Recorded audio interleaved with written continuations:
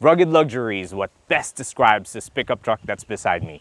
It looks to offer an elevated experience for those who are looking for a vehicle that's as active and as outgoing as they are.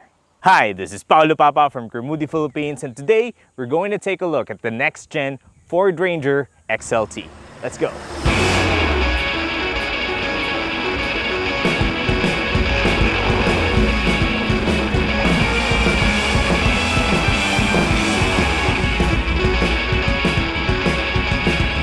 At the front of the next-gen Ford Ranger XLT is a wide hood that has a combination of straight and contoured lines, which for me gives this pickup truck a more muscular and rugged look. It's complemented by this black grille, which kind of mimics the AC vents inside, but we'll get to that in a few. It also has this chrome trim that extends to the multi-reflector LED headlamps on each side. And by the way, meron din siyang C-shaped daytime running lamps that's easily recognizable. So everyone would know that you're driving a next-generation Ford Ranger. At the same time, you have halogen fog lamps right here. Syempre, meron din siyang chrome trims. It also has a very large air intake and this one tow hook right here at the front. Overall, the looks of the next-gen Ranger pretty much resembles that of the next-gen Everest. Kasi if you would think about it, yung Ranger para siyang Everest without the third row.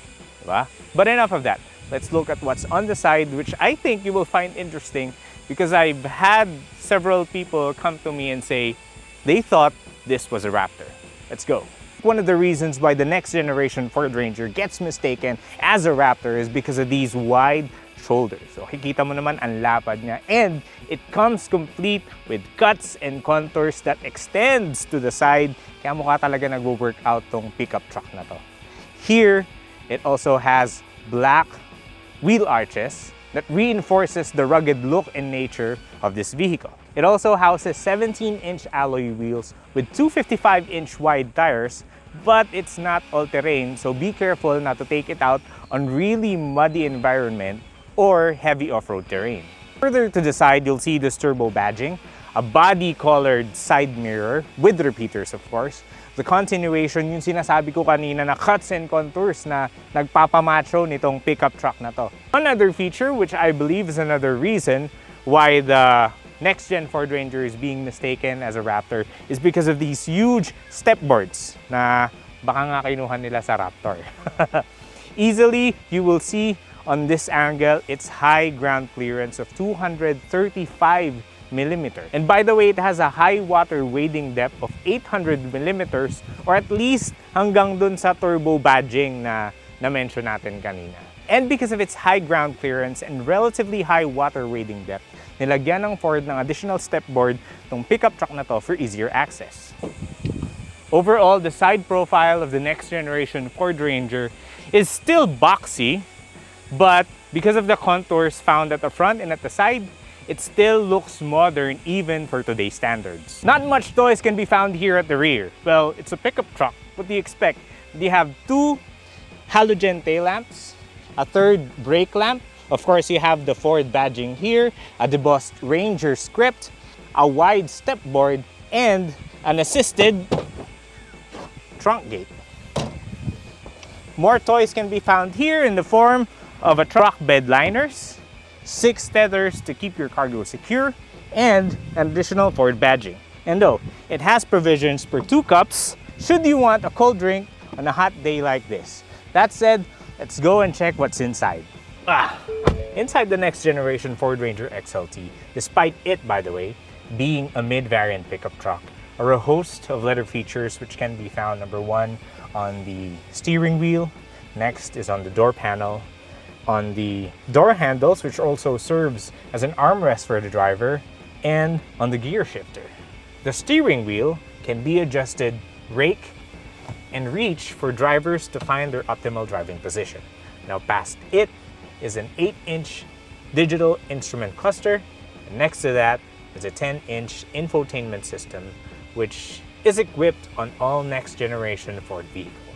Both digital screens sit on a modern-looking dashboard na meron pang modern elements like this golf ball-like trim, piano black accents, and silver appliques. By the way, I'd like to point out na yung dating covered compartment, open na siya ngayon. Other notable features are analog switches for the air conditioning, volume din for the audio. Wala na rin siyang French fry holder, but pinalitan nyo ng ketchup holder, which you can find here. Next to that are USB ports. Meron pang USB-C and USB Type-A and a wireless charging pad. We've mentioned earlier that the grille of the next generation Ford Ranger XLT resembles its aircon vents. Nakikita nyo meron siyang hexagonal shapes right here, which by the way can be found on other parts of the vehicle. Meron siya dito sa may door trims. And if you look closely dun sa seats niya, meron din siyang hexagonal design. Also, since this Ranger has a high ground clearance, Ford opted to put door handles on the A-pillar and on the B-pillar para mas madaling makapasok sa kamalabas yung mga occupants. Behind me is a 12-volt socket and an open compartment for the second row passengers, and that's it. Now, it's time to test how the next generation Ford Ranger XLT drives.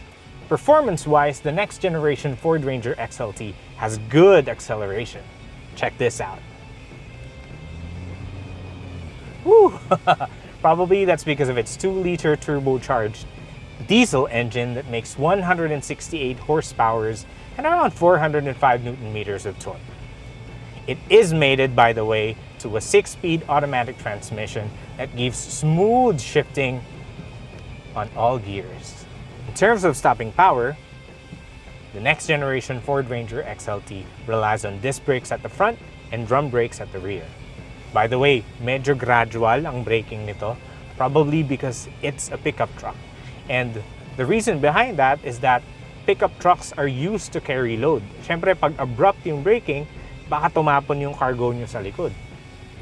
I am impressed with the NVH levels of the next generation Ford Ranger XLT.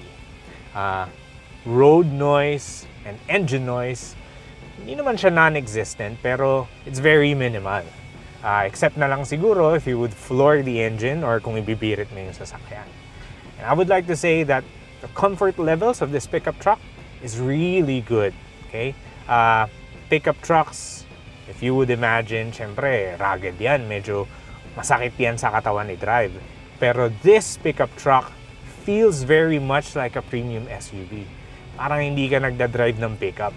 In terms of safety, the next generation Ford Ranger XLT has the basic features like hill launch assist and rollover mitigation, hill descent control, a suite of airbags, parking sensors, one rear view camera, ABS plus ABD, ESP with traction control system, and child seat ISOFIX tethers. However, when it comes to advanced driver assist technologies, this XLT variant only has cruise control. And sadly, hindi pa nga siya adaptive. Next generation Ford Ranger is offered in 8 variants. It is priced from 1.2 million to 1.9 million pesos. The specific XLT variant is priced at 1.3 million.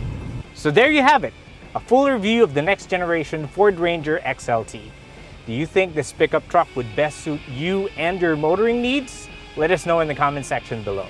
And while you're at it, make sure to like, share, and subscribe to our YouTube channel.